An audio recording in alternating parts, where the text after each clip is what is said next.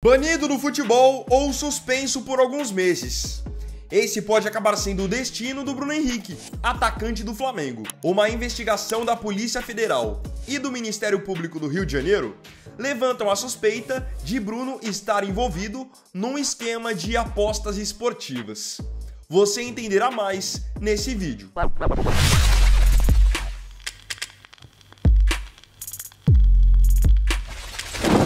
Entre uma partida e outra da final da Copa do Brasil, o Flamengo vê agora um dos seus principais jogadores sendo investigado. A Polícia Federal e o Ministério Público do Rio de Janeiro, como eu já citei, estão levantando a suspeita e estão investigando se o atacante Bruno Henrique, referência da equipe rubro-negra, não está envolvido num esquema de manipulação de cartão para beneficiar familiares e amigos apostadores. Só para que vocês possam entender, esse caso pode ser considerado parecido com o caso do Lucas Paquetá, que também tem sido investigado nos últimos tempos por ter forçado cartões para beneficiar conhecidos. O jogo que levantou a suspeita do envolvimento do Bruno Henrique aconteceu há pouco mais de um ano atrás, quando no dia 1º de novembro, o Flamengo foi derrotado pelo Santos no Brasileirão pelo placar de 2-1.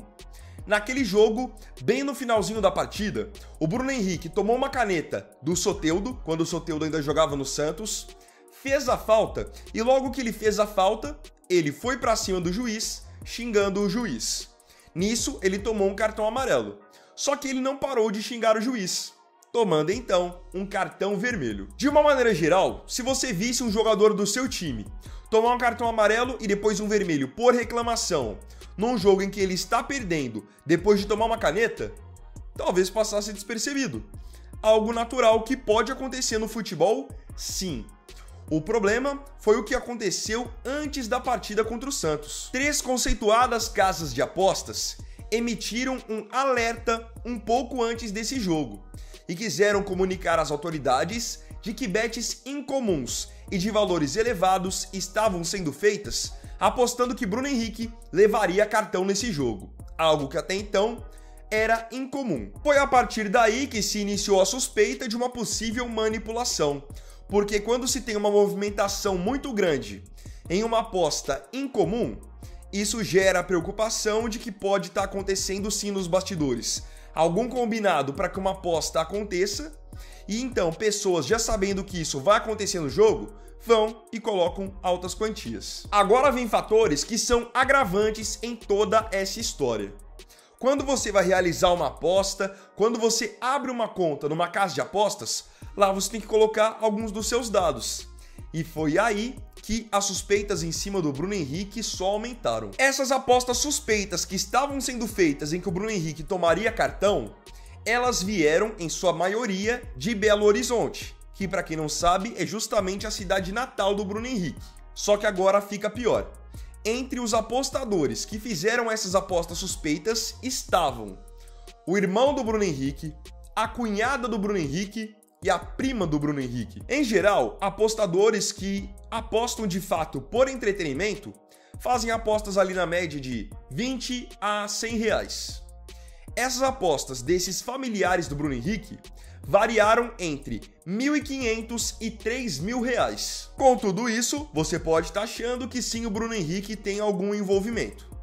No final das contas, a gente só pode dizer se ele tinha ou não tinha algum envolvimento, se tomou ou não tomou os cartões, no caso, de propósito, a partir do momento que a justiça der um parecer oficial. Por enquanto, ele é apenas suspeito e investigado. Só que agora é aquilo. Se de fato o Bruno Henrique for considerado culpado em toda essa história, ele pode receber vários tipos de penas, correto? Vocês já viram alguns casos assim aqui no Brasil. Já teve jogador que foi suspenso por alguns meses, jogador que chegou a pegar 1 ano de pena. Aqui vou relembrar alguns dos casos mais famosos. Eduardo Bauerman, ex-zagueiro do Santos, e o Aleph Manga, que depois voltou a jogar no Coritiba há pouco tempo. Só que também, fora do Brasil, existem casos de jogadores que chegaram até a ser banidos do futebol. Então, querendo ou não, essa pode ser também uma possibilidade para o Bruno Henrique. Isso de ter familiares envolvidos em que um jogador da própria família vai tomar cartão é realmente muito estranho. Deixando de lado agora essa parte das apostas. Pra quem não sabe, hoje o Bruno Henrique é um dos jogadores mais bem pagos do futebol brasileiro. Após a sua renovação de contrato com o Fla no final do ano passado, comenta-se que o Bruno tenha um salário atual de 1.800.000 por mês no Flamengo. Se ele quisesse beneficiar algum familiar, algum amigo, não seria mais simples ele apenas fazer um Pix para esse familiar, para esse amigo, fazer uma transferência bancária, algo que seria natural, estaria dando uma ajuda, e isso não iria prejudicar ou colocar em suspeita nada da sua carreira. Não seria muito melhor e muito mais fácil? Lembrando que aqui eu tô falando apenas na condicional, tô fazendo uma suposição. Não tô acusando o Bruno Henrique de nada. Eu não vou dizer que eu acho justo jogadores de divisões inferiores terem esse tipo de atitude. Não é justo. Isso é antidesportivo. Mas você ainda consegue compreender um jogador que joga num time pequeno, mal ganha dinheiro, salário atrasado, tem família, hora ou outra. Tem casos que a gente conhece do interior de jogadores que são nitidamente comprados por apostas. Mas o jogador faz aquilo por uma necessidade. Pelo menos para ele é uma necessidade. Agora, você pega um jogador como o Bruno Henrique, que tem um salário milionário, carreira consolidada e joga em um dos maiores clubes do Brasil, isso eu não consigo entender. Como eu disse, quer ajudar um familiar, quer ajudar um amigo, vai lá e faz uma transferência direta. Fazer isso, você tá lesando o torcedor, você tá lesando os seus companheiros, lesando as casas de apostas, principalmente, que no fim das contas são os que perdem dinheiro nessa história. Então é algo complicado se realmente tiver acontecido. Como eu disse, pode ser suspenso por meses se for culpado, pode até mesmo ser banido no futebol.